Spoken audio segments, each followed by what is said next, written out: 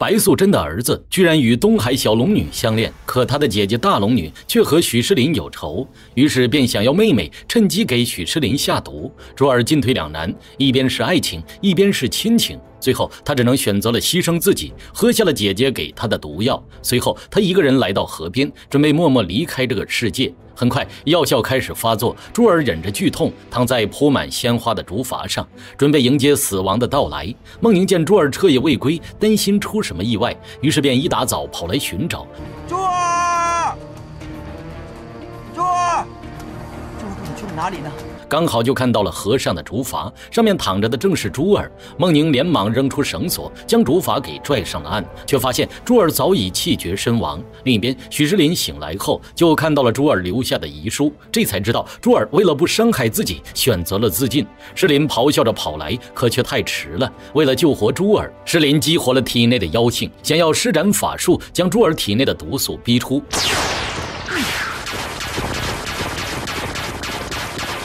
这时，孟宁看到了一旁的遗书，得知了整件事情的来龙去脉。他臭骂了许仕林，将珠儿的死怪在他头上。好在珠儿已经恢复了生机，暂时脱离了生命危险，可是身体还是十分虚弱。孟宁为了可以留下单独照顾珠儿，把珠儿自尽这件事情放大，劝仕林最好先离开一段时间，毕竟这一切都是因仕林而起。其实仕林也很为难，一边是养育自己长大的师傅，一边又是自己所爱之人，他和珠儿一样都难以做出选择。仕林为了珠儿，只好暂时先离开一段时间，让孟宁把珠儿的遗书转交给大龙女，让她好好看看，把自己的亲妹妹逼成什么样了。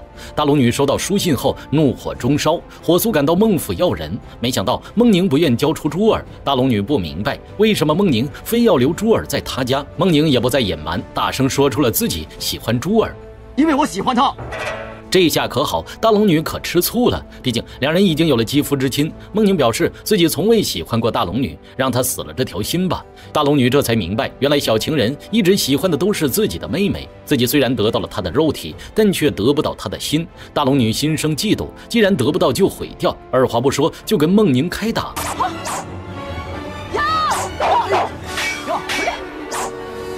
很快，孟宁便败下了阵。正当双方打得不可开交时，孟宁的师傅法能及时赶到，劝大龙女消消气儿，不要为了一点小事就大动干戈。法能不能和大龙女撕破脸，于是就命令孟宁赶紧把人家的妹妹还给人家。师命不敢不从，他只好乖乖地把珠儿交了出去。你可真愚蠢！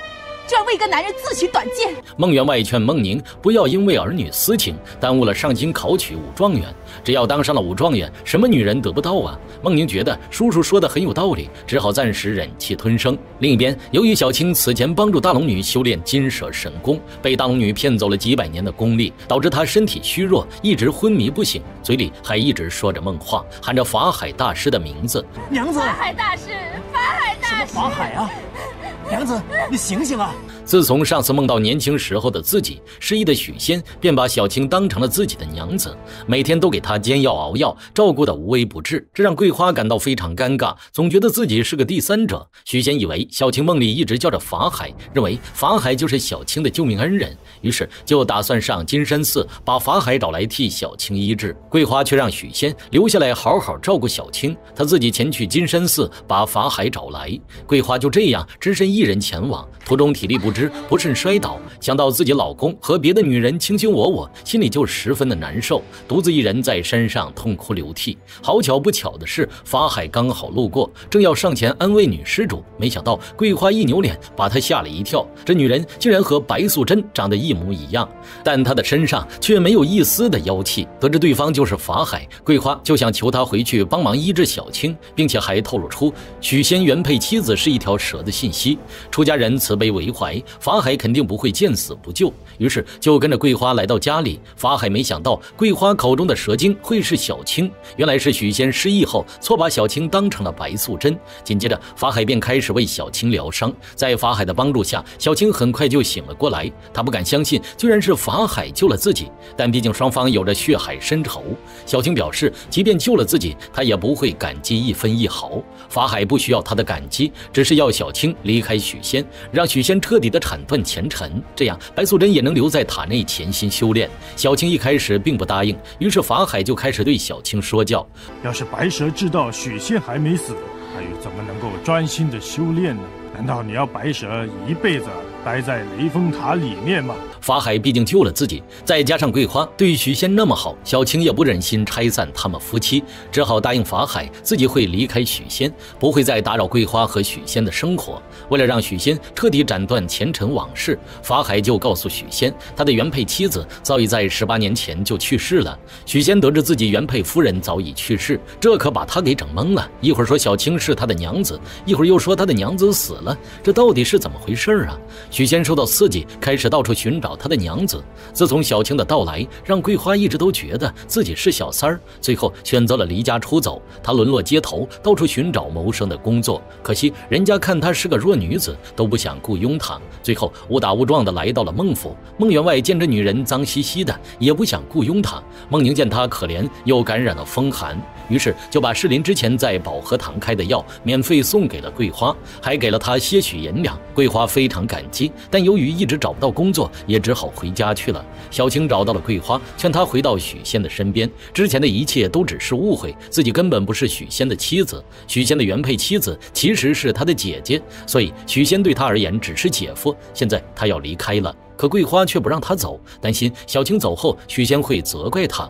两人推搡间，桂花身上的药包不慎掉落，小青看见上面的保和堂3字，顿时喜出望外，因为当年许仙和白素贞所开的药铺名字就叫保和堂。得知这药是孟府的人给的，小青立马带着乌龟精找到了孟员外，一番询问后，小青更加断定许仕林就是他的外甥。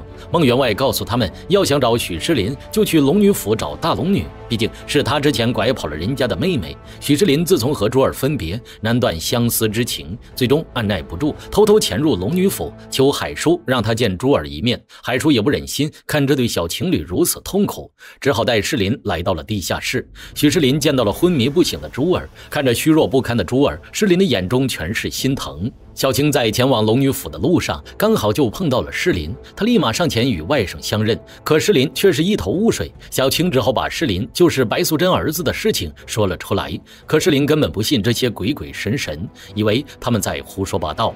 乌龟精干脆显出原形，证明他们所说的话。可仕林坚信自己是正常人，让他们这些妖魔鬼怪离自己远一点，他无法接受自己是蛇妖所生，一言不合就跟小青大打出手。你现在使的功夫不就是蛇功吗？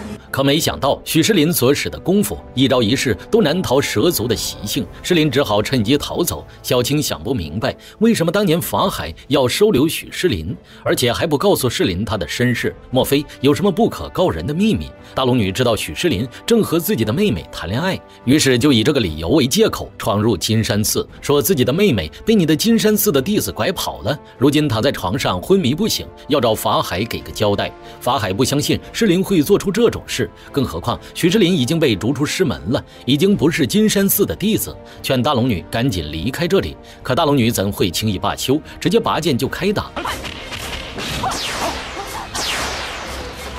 正当双方打得不可开交时，许仕林突然冒了出来，他不允许大龙女伤害师傅。尽管仕林再三解释自己没有拐跑珠儿，他怀疑大龙女是以此为借口要来报复法海。被揭穿的大龙女气急败坏，决定要给仕林点教训。两人打着打着，法能又跑出来做和事佬，他上来就劝大龙女不要伤了和气，毕竟仕林是他妹妹所喜欢的，要是仕林有什么闪失，怕是珠儿也活不下去了。许仕林警告大龙女，如果她再敢伤害自己的师傅，自己肯定不会坐视不管。大龙女非常生气，许仕林3番5次阻碍她的复仇计划，只要有许仕林在，她报复法海的计划就无法完成。留他在世上始终是个祸患。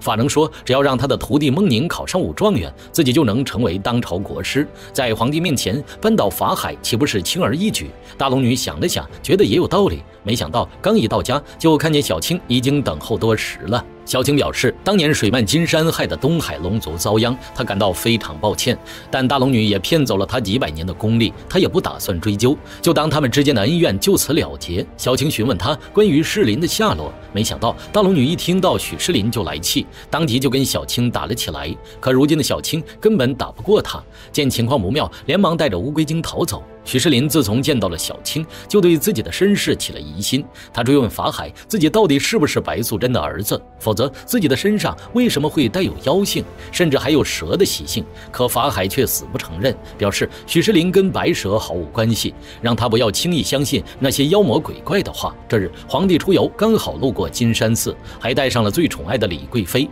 法能抬头一看，吓懵了，这贵妃娘娘怎么跟大龙女长得一模一样？好奇的法能连忙去请教法海，为什么贵妃和大龙女会长得如此相像？法海便说出了他们之间的渊源。原来贵妃乃是天上仙女投胎，而这个仙女却和大龙女有着表亲的关系，所以他们才长得十分相似。想不到大龙女和贵妃的前世竟然是亲戚关系。法能急忙跑过来告诉了大龙女这个消息。大龙女得知自己还有个表姐，并且还跟自己撞了脸，她自己也觉得十分稀奇。而此时法能却想到了一个计策来对付法海，想让大龙女去顶替贵妃，得到皇帝的宠爱，到那时就能要风得风，要雨得雨了。法能打听到贵妃这几日就会前去乘船观潮，到时候只要施法将船打入水底，便可除掉贵妃。大龙女再趁机冒充贵妃，大龙女觉得此计可行，于是便决定按计划行事。这日皇帝带着贵妃和公主南巡出游，船只行驶在大江之上，而船上的人还不知道的是，他们将要面临一场毁灭性的灾难。